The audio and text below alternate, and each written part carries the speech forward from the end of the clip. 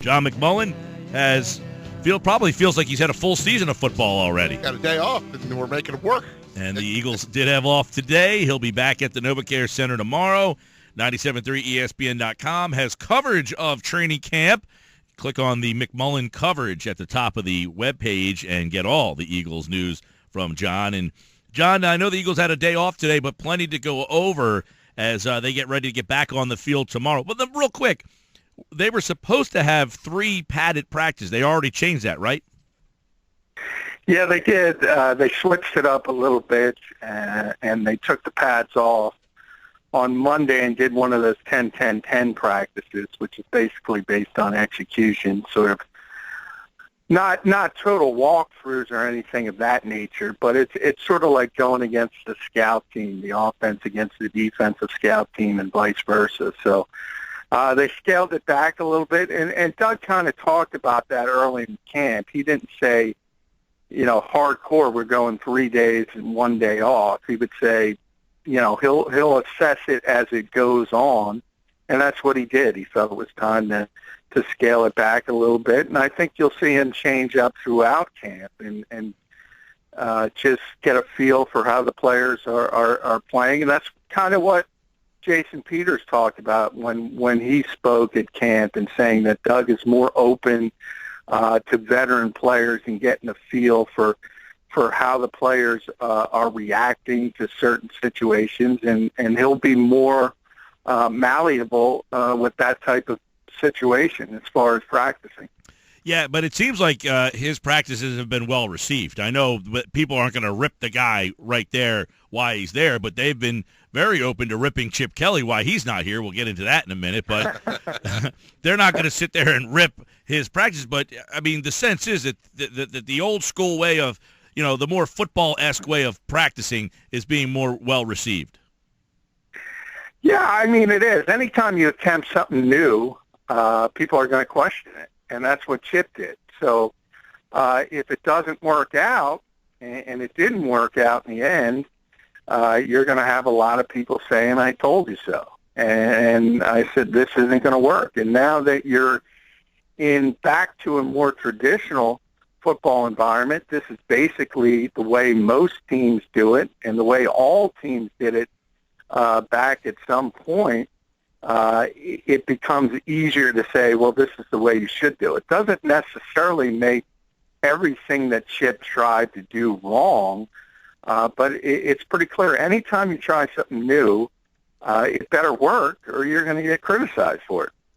John, that 10-10-10, it's not unconventional to people that follow football all the time, but there's season ticket holders, there's people around. The Eagles actually felt the need to go to the media and say, hey, we're doing it, this is what we're doing, so that there weren't tweets like, God, that throws off. Yeah, and there still were, and that's the thing. If you don't know what's going on, and you see Carson Wentz threw one pass into double coverage that Rodney McLeod intercepted, you're saying, woof. Carson Wentz is going to be the worst quarterback of all time. And poor McLeod Bethel-Thompson, I think he threw 12 interceptions because they threw him out there to the Wolves. But he was supposed to. Right. Because that was the defensive portion of the 10, and they're trying to execute their plays in what is described as the best-case scenario. So it isn't truly competitive. And certainly the fans on the sidelines were not aware of it, and even some of the reporters weren't aware of it. And, all of a sudden those kind of tweets can go out and you're saying, and I did see a few of them. So the Eagles were wise to explain exactly what was going on. John McMullen's with us. We're talking a little Eagles football, and the Eagles not practicing today, but I know Mike and I, John, were talking about different receivers that could come to the forefront.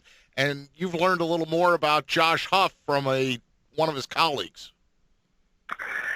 Yeah, I mean, you can see it when the Eagles are doing their group install and sort of inserting the plays. They are manufacturing touches for Josh Huff because I think they understand he's not a traditional wide receiver in the fact he's not going to run good routes. He's not going to get separation. It's not about his athleticism. He's a tremendous athlete, but he just doesn't have a feel for it. He was a running back in college before they shifted him to wide receiver. So he's not a natural guy when it comes to doing things that the great receivers do, and running patterns the exact same way time and time again, so you're on the same page with the quarterback, things like that. But what he is, he's tremendous with the football in his hand. And I think Doug Pederson and Frank Reich have figured that out, and they're going to try to put in a package in each game to get him the football 3 or 4 times, whether that's on a reverse or a bubble screen or a hitch, something where he's not running routes down the field to get him the football in space. I think that's the plan with Josh Huff, and I think it's a good one. That being said, though, do you believe then that he's a shoo-in to make this team? I do, and a lot of people disagree because they see him as a receiver and he's not effective. And but I look at the landscape and I see him as the 5th receiver and the kick returner. He's a very good kick returner as well. For him not to make this team, somebody's got to beat him out. And really, you have a group of undrafted free agents that have been very, very inconsistent. I think the Eagles like the skill set of players like Caleb Jones and Marcus Johnson, but the drops have been there. The inconsistency of young players in general have been there from practice to practice. And I think, to me, they look like practice squad guys. They're not ready for the 53-man roster. So that's part of it. And the second part of it is every practice you'll see the Eagles working on getting Huff touches. And if you don't plan on having him here, you're not going to waste that much time trying to put these types of plays in the offense for him specifically. So I think it's been a clear indication. It's not come from the coaching staff that said, hey, Josh Huff is going to make this team. But you can tell by the way they're running practice and putting in certain plays for him that they want him around. And, John, Mike and I talked about Rueben Randle. Is there a chance that he doesn't make the team? I don't think so. I know that was somewhat of a big story nationally because Peter King had mentioned a blurb in one of his columns that he doesn't think Rueben will make the team. And I kind of talked about it with Mike a little bit yesterday. Nothing against Peter, but he was here for one day. He made his assessment on that, and I'm not sure if he was here every day he'd have that same assessment because it's pretty clear the most talented receiver on this team as far as catching the football is probably Rueben Randle. Jordan Matthews is considered obviously the number 1 receiver on this team, but I think Randle has better hands. I think physically he's more a more imposing player. And remember, he's put up some big numbers in New York as far as receptions and touchdown catches. His whole deal is that he's not the greatest route runner in the world, similar to what we just said with Josh Huff, but you can all say that about just about every Eagles receiver. And to me, it comes down to he's just too talented for a team that lacks so much at wide receiver to think he's not going to make this team. So where does Chris Gibbons fit in, if at all? I mean, he made it known that he came here because he wanted to play with Bradford. He had his best year with Bradford. The coaches seem to indicate that he is a deep threat, a vertical guy. He's a guy averaged almost 18 yards a catch last year. So does Gibbons have an uphill battle to make this team? No, I think he's on the team. He's one of the 5, and he's going to be an outside receiver, and he's going to be sort of battling with Nelson Aguilar. Right now, it's been those 2 guys taking the majority of the first-team reps on the outside, Aguilar and Gibbons. I think part of that has to do with the fact that Randle's a bigger receiver, so he's more adept in the slot. Obviously, Jordan Matthews is as well. Plus, Randle had the gallbladder surgery in the offseason. I think as we get closer to week 1, the 3 guys that are going to emerge are Matthews, Randle, and the Eagles hope Aguilar. And then Gibbons will be that guy kind of pushing Aguilar. And if he beats him out, he'll have an opportunity to play quite a bit. Either way, he's still going to be on this team, and he is the lone real speed deep threat on this team. He's not Randy Moss, but he's proven he can get behind defenses, and that's something this organization as a whole has been lacking since Deshaun Jackson. We're talking with Jon McMullen, and you can read his piece on 97.3 ESPN.com about Ron Brooks today and the cornerback, the 27-year-old that came over as part of the free agency class. John, if you could tell us a little bit about your thoughts on him and maybe the secondary as a whole. Yeah, well, I think Ron's been a bit of a surprise because we all thought when he signed, the Eagles just signed him as a special teams player, and that would be it, and he would provide depth at corner. But basically, since the off season, he's been one of the starting corners, and he's been working outside before Nolan Carroll got back and healthy, and now he's moved to the slot. It's pretty clear that Jim Schwartz is very, very comfortable with him as the slot cornerback. So it's basically going to be Leotis McKelvin and Nolan Carroll starting on the outside, and Ron Brooks is going to be the nickel corner. That's how the Eagles are moving forward, and I think that's a surprise to most people. So this guy is shaping up as being one of the most important pickups for them in free agency, because not only is he going to play that nickel corner, but he is going to be a key person on basically 4 special teams units. So it's a guy they're counting on heavily. Hey, one guy we don't ask a lot about because I think we just assume that he's going to be very good, Fletcher Cox. What is this defense making him look like so far? I know it's not a lot of action going on, but is there already some indication that, yeah, this guy's going to be pretty good this year? Yeah, I mean, nobody has any questions about Fletcher. That's why you don't hear much conversation about him, because he is that good, and he's head and shoulders above everybody else on this particular team. He's the best football player they have. Things are only going to get better in Jim Schwartz's defense, because he's moving from a 5 technique to a 3 technique, and that'll enable him to make more plays, especially on the pass rush. And then you have Schwartz's history with that particular position, and the fact dating all the way back to his days in Tennessee with Albert Hainsworth, he's just made stars out of everyone who has played that position on his defenses. And this might be the best guy he's ever had. So I would be stunned if Fletcher Cox had anything other than an all-pro level season, and that's what it's expected out of him. John, how about Bennie Logan? He played in the 3-4 on the nose, but how does he fit into a 4-3? Well, same thing. He's going to play on the nose. And Bennie's a very good player. He's a little undersized at the nose tackle, but so that has some advantages and disadvantages. Occasionally, he can get caught up in double teams and sort of get washed out of a play, but he's also tremendously quick for the average nose tackle. So you sort of give, and there's a little bit of give and take, but overall, he's a very good player. And the front 4 as a whole, at least when you start talking about the depth, but the starters, that could be the strongest group on this team. So obviously Bennie's a part of that and a big part of it. Yeah, John, and that defensive line, Barrett yesterday was on with us and said he thinks that they might struggle stopping the run. I'd like to get your opinion on that. He thinks that, that this personnel might be a little light on the ends with Connor Barwin and Vinnie Curry and, of course, Brandon Graham. He thinks the ends might be a little light. And you just mentioned Logan is another guy. Do you think that they are beefy enough up front to defend the run, or is stopping the run a concern with this group?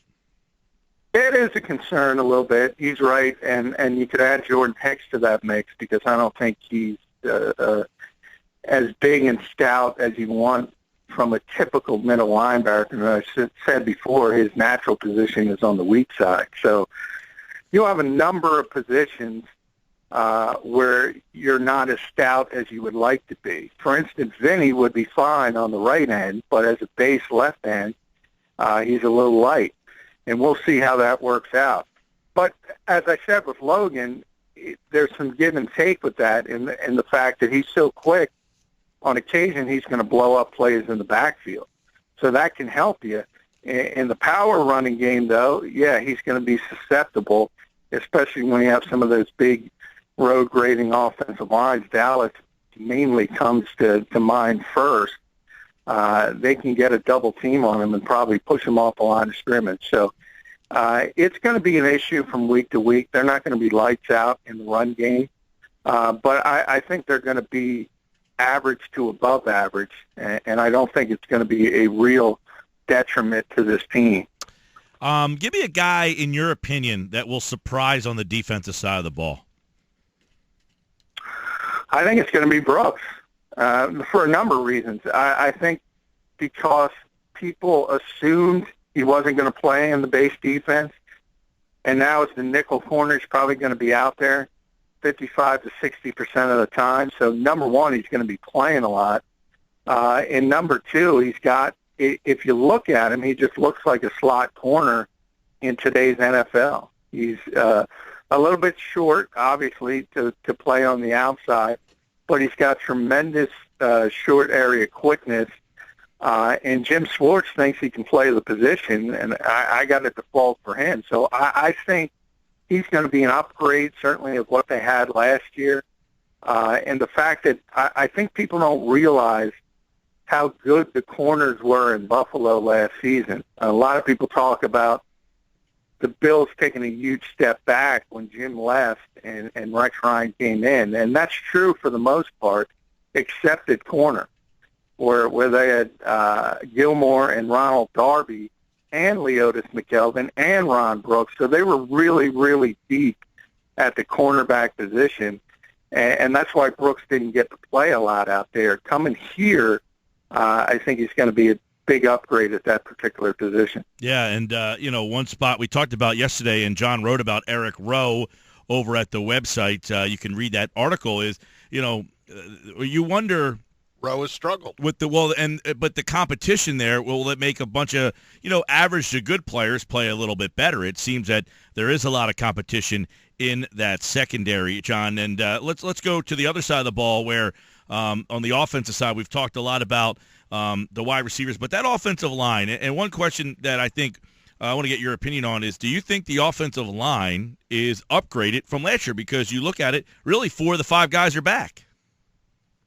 Yeah, I mean, I think it'll be a big upgrade for 2 reasons, and mainly, really 3. Obviously, when Brandon Brooks gets there, which he hasn't practiced to this point, but he figures to be a significant upgrade at right guard. Then you have Jason Kelsey and Jason Peters just getting away from Chip Kelly for 2 different reasons. In Kelsey's case, I think he got too caught up in trying to be athletic and having these tremendous movement skills, and he lost weight. And I think if you look at certain games, Miami comes foremost to mind when Ndamukong Suh just destroyed him. Dallas would understand that, hey, if you blow up the center right on the nose, the running game is going to get blown up because it's inside and outside zone. So I think he learned from his mistakes. And he's heavier this year. He's always going to be an undersized center, but he's not ridiculously undersized. And the second part is he started to come around late last season. And then from Jason's standpoint, what he talked about is, hey, he is a 34-year-old guy. And that tempo was shortening his career, basically. And now you have a coaching staff that's going to give him a veteran day here and there. You're going to see Jason Peters miss practice on occasion because they know it's about getting him to the finish line. It's not about being there for every practice when you have a guy who can perform at his level. It's about keeping him healthy. And a more traditional coaching staff kind of realizes that and doesn't need him nor want him to be there at all times as long as he shows up on game day. And there was a little scare with Jason Peters the other day, but all good there? Yeah, he went down. It looked like it was an ankle or a knee, but he came back into practice. He was limping a little bit. And that's the kind of thing. You would standoff on the sidelines for a while until he got himself right, and then he went back in. So I think in a lot of ways they're going to look towards Jason and say, how you feeling today, big guy? And if he says, I'm a little nicked up, they're going to say, take it easy today. And that's something you wouldn't have seen Chip Kelly doing. It was about having everybody on the field at all times, and that's not good when you're talking about veteran players that have a lot of mileage on them like Jason Peters. Forgive me if Mike asked you this already at one point this week, John, but is there anybody emerging in the kicking position? Because I know Cody Parkey is no lock to come back and be the starter. Caleb Sturgis kicked well last year. Yeah, no, he struggled, Cody Parkey, early in camp. And when they were indoors specifically last week, he missed 2 really, really easy field goals. And that sort of set off the antennas of a number of people. He bounced back when they were at the link in the open practice, and he made, I think, a 40-53. So he did bounce back a little bit. But consistency-wise, Caleb Sturgis has been better to this point. And Doug says that's going to be a competition down to the very end. So I think kicking in the preseason games is going to tell the tale. But right now, through the first week of camp, Sturgis has been the better kicker.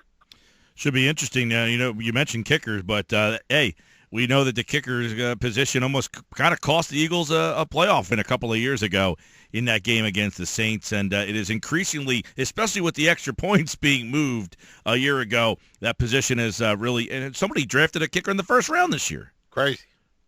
Second round. Yeah, and you saw Justin Tucker get franchised. Yeah, moving the extra point back has made it really, really important to get a better kicker now, because we've seen certain guys, Carpenter in Buffalo really tried. I think he missed 6 extra points. We saw Blair Walsh in Minnesota blow a playoff game by missing, I think it was a 27-yarder. And kickers are strange birds, man. Once they lose sort of the mental aspect, it's tough for them to get it back. So if you got a really good kicker in today's environment, you better hold on to him. John McMullen's with us, 97.3 ESPN.com. He covers the league nationally for today's Pigskin.com. John, a couple quick national thoughts.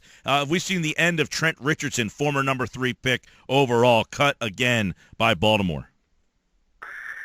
Yeah, I mean, it's no surprise. I would think that would be the last chance for him, but you never say never in this league, especially if injuries start piling up, because he had that reputation as being the 3rd overall pick. I think the worst thing about Trent getting another chance is Baltimore signed him, and he showed up at camp, and he was out of shape. And, I mean, after what he went through in Cleveland and Indianapolis and Oakland, to show up out of shape is just a clear indication that he's not taking it seriously. So Baltimore said, why are we wasting our time, and just moved on quickly. Yeah, he's a guy that has just bounced around and never, been able to catch on. Even, back when he got traded to Indianapolis, that big deal back then, they couldn't, he's on a pretty good team at that time. You'd think that was a pretty good indication that he just doesn't have it at this level.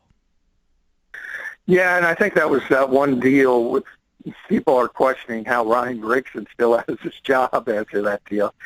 And then you add on top of it that he can't get along with the head coach, and that's one of those strange things. They have a very disjointed front office in Indianapolis, and I think this will be the last chance, both parts of it, Ryan Grigson and Chuck Pagano. If they don't get back to the top of the AFC South, I think they'll both be moving on after this season. Hey, John, your thoughts. Philadelphia will play Cleveland in the season opener. Robert Griffin III, what's the word down in Cleveland?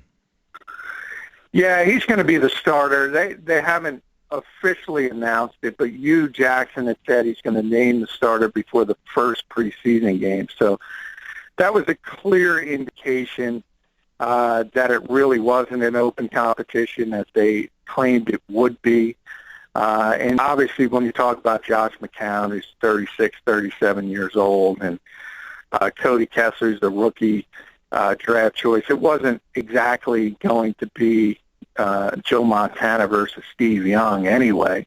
So I think you is more comfortable with a veteran guy, and that's always been the plan, to sort of try to start the reclamation project that is RG3's career, and we'll see if it can work. If it's not going to work with Hugh Jackson, he's known as a bit of a quarterback whisperer in this league. It's probably not going to work with anybody. All right, there's the latest on the NFL. Jon McMullen at JF McMullen on Twitter. Back tomorrow with more as the Eagles continue practice. 8:05, John. 8:05, 8:05, Bing, 8:05. bing, bing, bing, bing. You hear the alarm waking you up? Gates open at 7. We'll talk to you tomorrow, 6 pal. o'clock wake-up call. Thanks, guys. Take care. Jon McMullen.